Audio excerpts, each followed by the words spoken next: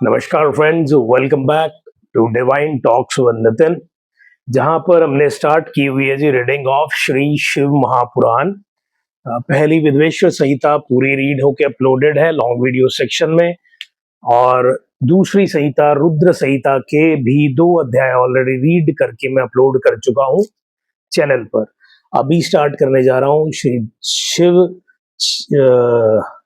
पुराण के दूसरी रुद्र संहिता के तीसरे अध्याय को। तो चलिए जी, टाइम वेस्ट किए बिना सीधा रीडिंग स्टार्ट करते हैं। जय भोलेनाथ। तीसरा अध्याय, नारद जी द्वारा शिव गणों को श्राप।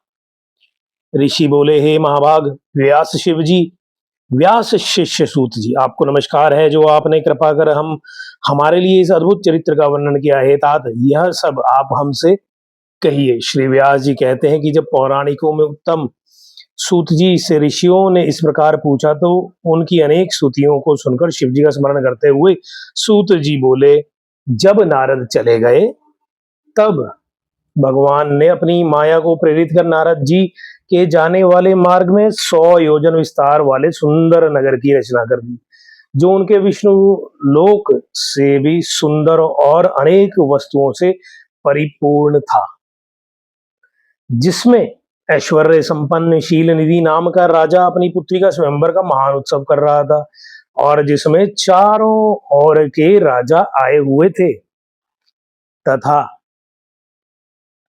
वे सभी कन्या के वर्ण के में उत्सुक हुए अनेक प्रकार के वेशों से शोभा संपन्न थे। ऐसे नगर को देखकर नारद जी मुग्ध हो गए और उनसे काम का अद्भुत संचार हो गया। कौतुकी नारद राजा के द्वार पर जा पहुंचे और राजा शील निधि ने उन्हें श्रेष्ठ रत्नों के सिंहासन पर बिठाकर उनकी पूजा की और श्रीमती नामक अपनी कन्या को बुलाकर नारद जी के चरणों में प्रणाम कराया। तब उस कन्या को देखते ही नारद जी विस्मित हो राजा से उसका परिचय पूछने लगे, और परिचय पाकर काम विहल हो उसको पाने की इच्छा कर राजा से बोले, हे राजन, तुम्हारी कन्या सब लक्षणों से युक्त है, यह बड़ी भाग्यशालिनी है और धन्य है। इसमें लक्ष्मी के से सभी गुण विद्यमान है और देवताओं में श्रेष्ठ सबका ईश्वर, जो किसी से जीता ना जा सके, शिव जी के समान विभु, और जो काम को जीतने वाला होगा निश्चय ही वही इसका पति होगा। ऐसा कहकर नारद जी राजा को आज्ञा देकर शिव माया से मोहित स्वेच्छा पूर्वक वहां से चल दिए और मन में विचार करने लगे कि इसको स्वयंवर में किस प्रकार प्राप्त करूं तथा सब राजाओं को छोड़ अकेले मेरा ही वर्ण कैसे करेगी। स्त्रियों को प्राय सुंदरता ही अत्यंत प्रिय होती है, जिसे देखकर स्त्रियां प्रसन्न हो निस्संदेह उसके वश में आ जाती हैं। तब विष्णु बड़े सुंदर हैं। नारद जी उनका रूप मांगने के लिए विष्णु लोक चले गए। वहां विष्णु जी को नमस्कार कर कामविहीन नारद जी ने शील नदी राजा नामक की वैशाल नेत्रा कन्या श्रीमती का परिचय देकर स्वयंवर में उसको वर्ण करने की इच्छा व्यक्त की और कहा कि यदि आप अपना रूप मुझको दे दें तो अवश्य ही मुझको वह प्राप्त हो सकती है। आपके बिना वह मेरा कंठ में जयमाला नहीं डालेगी। हे नाथ, आप मुझे अपना रूप दीजिए, क्योंकि मैं आपका प्रिय सेवक हूं। सूत जी कहते हैं कि मुनि के इस प्रकार के वचनों को सुनकर भगवान हंसे और शिव जी की प्रभुता को जानकर दया से यह वचन बोले, हे मुने, आप जहां जाना चाहे चले जाइए। जैसे वैद्य रोगी का हित करता है, वैसे ही मैं आपका प्रिय कार्य करूंगा, क्योंकि आप मेरे प्यारे हो। ऐसा कहकर भगवान विष्णु ने मुनि को बंदर का मुख दे दिया और इन पर कृपा करने के लिए अंतर्ध्यान हो गए। मुनि ने समझा कि हरि ने मुझ पर कृपा कर दी है, वह कृतार्थ हो चले, परंतु उनके यत्न को नहीं पहचाना। फिर मुनि श्रेष्ठ नारद जी शीघ्र ही वहां गए जहां राजपूतों पुत्रों से गिरा वह स्वयंवर हो रहा था।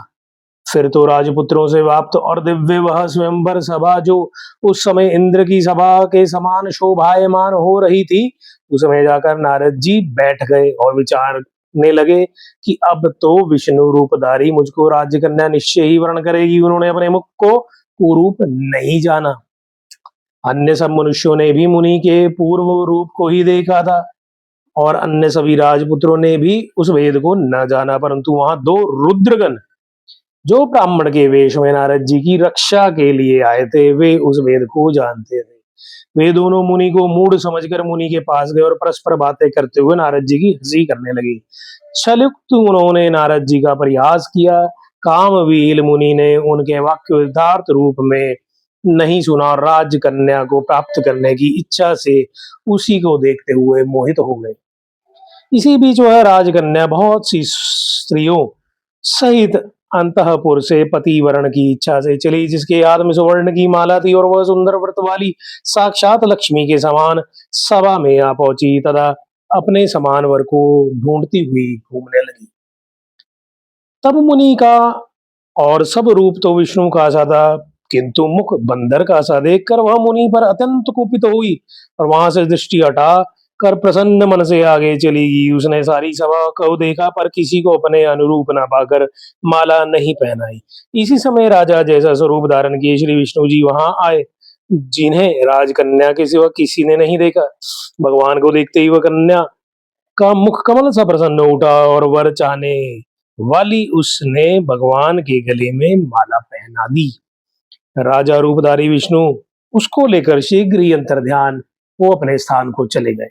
अन्य राजकुमार राजकन्या के न पाने से निराश हो गए तथा नारद जी काम से और भी विह्वल हो गए। तब उन दोनों रुद्रगणों ने कामविह्वल नारद से कहा कि आप तो व्यर्थ ही काम मोहित हो उस कन्या की चाह करते हैं, पहले अपना मुख तो देखिए जो बंदर के समान सा है।